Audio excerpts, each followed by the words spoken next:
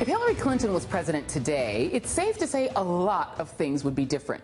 But would former FBI Director James Comey have a job? Maybe not. The book is called What Happened, so I want to get into a few of the what happens that you go into. I mean, contrary to what some folks have said, and some critics have said, you do talk about your own campaign's missteps as part of the result. But you also talk about a few other tent poles that I want to talk about. Let's start with James Comey. Very critical of him. Yes. I want to take you back to 1993, and a president named William Jefferson Clinton fired the FBI director, William Sessions.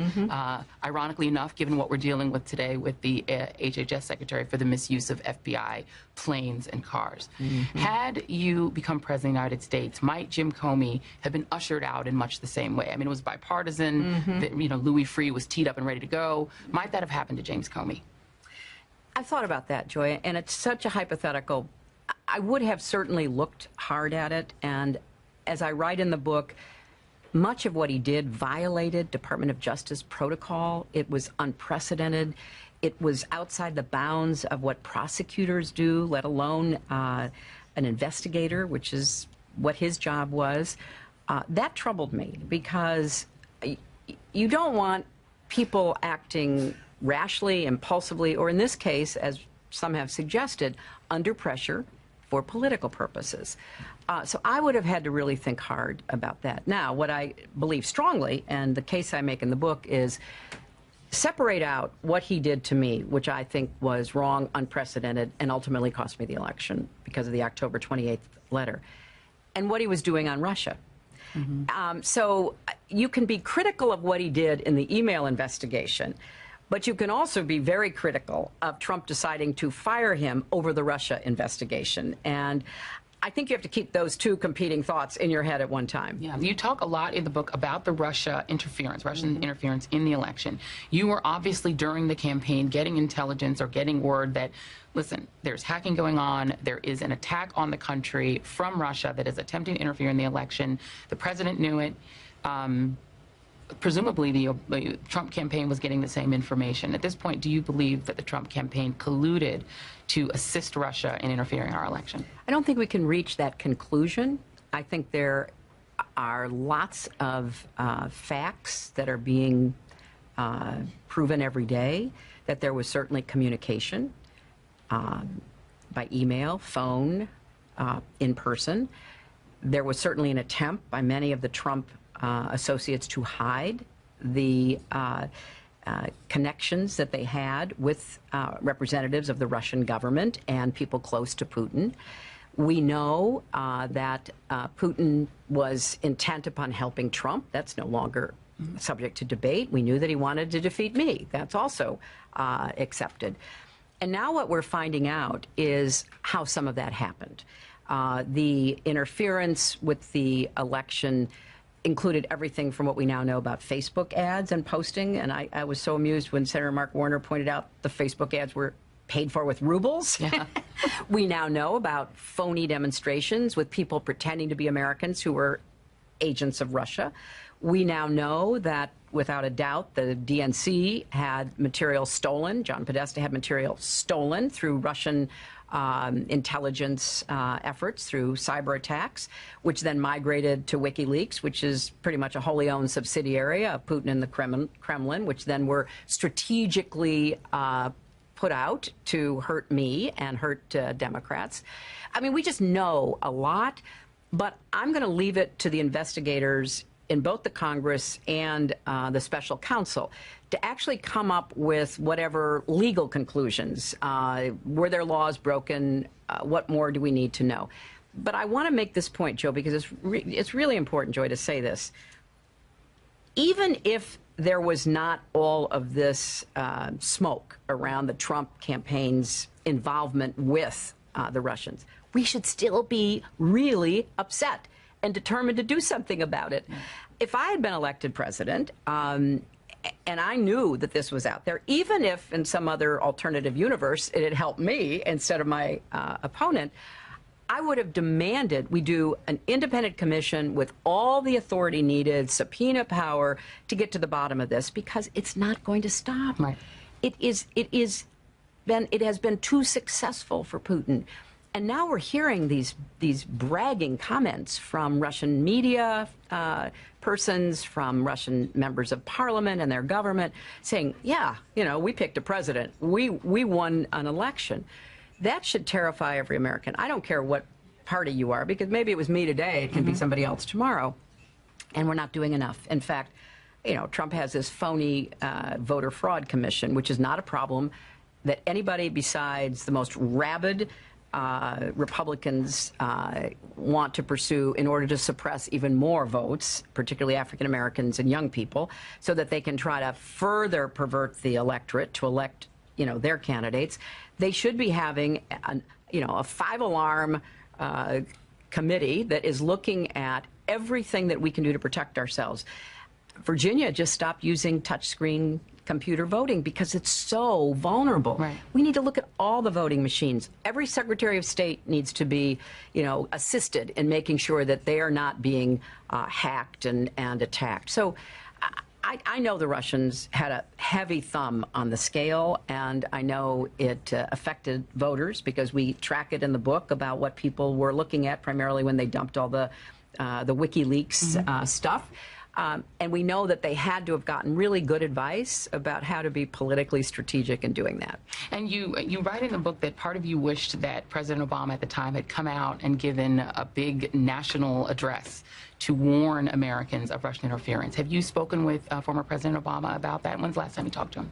I talked to him a couple of weeks ago. I haven't had a chance, though, to sit down and talk with him. I've been really so focused on getting the book done. But I do. I've talked to people from the White House, and there's been a lot of conversation. Here's how I see this. First of all, when something unprecedented happens, it is hard to know what to do. And he thought I was going to win. He told me that the night before in Philadelphia. Big hug. So proud of you. You're going to do this. He and Michelle could not have been, you know, better in supporting and advising me. And I think he didn't want to look like he was in any way using the office of the presidency to partisan ends. Obviously, he was campaigning for me, but Right. This is a national security issue. Yeah. I also think that he was under pressure from the other side, and I write about this. I mean, Mitch McConnell basically threatened the White House and the Democratic leadership in the Congress. If you go public with the intelligence we have been provided, we will call it partisan. Does that make them complicit? Does that make Republicans complicit? Well, in what Russia did? I think there's a lot of questions about it, but he in particular acted in a partisan rather than patriotic manner. Harry Reid, who, like everyone who was briefed on this intelligence, that I was not, was really upset and tried to keep forcing Comey, because my other problem with Comey is he was perfectly happy to talk about a really dumb mistake I made with emails that became an even dumber scandal, but he wasn't willing to tell anybody, oh yeah, and we're investigating Trump and the Russians. And he just would not do that. And so Harry Reid wrote him in, I think, late August, basically saying, come on, there are reports in the press, get out there and tell the American people. Now, having said all that, of course, I wish there had been some way, given the predicament the president found himself in, to alert the public. Because once I lost and all this ton of information started flooding out about everything that was happening, the Dutch were able to prevent Russian interference in their election. The French could prevent it. The Germans are working to prevent it because they all knew. Right. And they could make the case to their electorate, you know, you may be whatever party you are, but we cannot tolerate a foreign adversary trying to pick our next leader. You mentioned emails. It's a story that you write in the book literally just took over coverage of you. Yeah. If you did a word cloud of what people knew, and you've been in public life for, you know, a long time, Right. but the thing people knew was emails. What do you make of political journalists? You're tough on the media in this book and the coverage of your email server. What do you say to reporters who say, well, the email scandal was not the media's fault, it was your fault? Oh, well, I made the original mistake. But, you know, people running for office make all kinds of mistakes. I mean, Trump had a million mistakes that he made before he ever ran and that he made once he declared to run. That didn't matter. You know, there was a little bit of coverage on whatever it might be, and then it faded away. The emails was a constant diet. Now, I've talked to members of the press because, look, I am a huge proponent of the First Amendment, and we need a really smart, savvy press. And here's what members of the press have basically said to me. First of all, yeah, it was a legitimate subject to cover. We overdid it. And I couldn't agree more, especially when you compare that in 2016, there were only 32 minutes on TV, and I guess that's the, 5 major networks, devoted to all policies. So I don't blame voters for not knowing that I had a gangbusters college affordability and a gangbusters way to fix and better the Affordable Care Act and everything else. 32 minutes for all policies, 100 minutes on my emails. And after a while, Joy, there was nothing new to say. Yeah. And as I point out in the book, all of the crazy accusations were just not true. And you can read it and you can see, and it's not my voice, it's people who have credibility on these issues. So that really did bother me. It was way overhyped. And again, there was this attitude like, well, you're going to win anyway, and so we have to vet you harder. Trump is the reality TV show candidate. You're going to be the next president, which is a terrible assumption to make, because what we found in this election is that it really matters how the press covers someone who is so unusual as Trump was, with the same tough standards consistently. You don't give him 30 minutes of podium time, an empty podium. You need to be going after all the things he did to people, his scandals, his bankruptcies. Yeah, you report it, but hey, that hurt real people. There was no evidence anything I did ever had any impact. So I think there was such a disproportionate response, a lack of understanding about, be fair. If you're going to cover me like this, cover the other guy like this. Because if you look at those word clouds, email dominates mine, and terrorism and immigration dominates his. And the exit polls were interesting because for people who cared about the economy, I actually won those voters.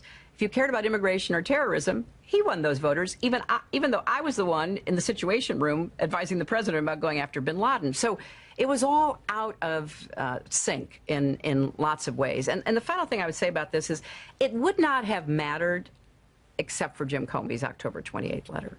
I mean, we weathered his press conference, which was so unfair and wrong. We weathered, all of the attacks coming from Trump and his people. We had a great convention. I won 3 debates. We were really riding momentum. And then, people had every reason to wonder, what does this mean? And I don't know why he did it. I think it's very telling that Rudy Giuliani knew that he was going to do it 2 days before, because there's a lot of reporting that Giuliani and current and retired members of the FBI were dead set against me. And so they were pressuring Comey to do even more. And the whole thing, I think, reflects, very badly on his judgment and his objectivity. More of my one-on-one interview with Hillary Clinton next. Hey there, I'm Chris Hayes from MSNBC. Thanks for watching MSNBC on YouTube. If you want to keep up to date with the videos we're putting out, you can click subscribe just below me, or click over on this list to see lots of other great videos.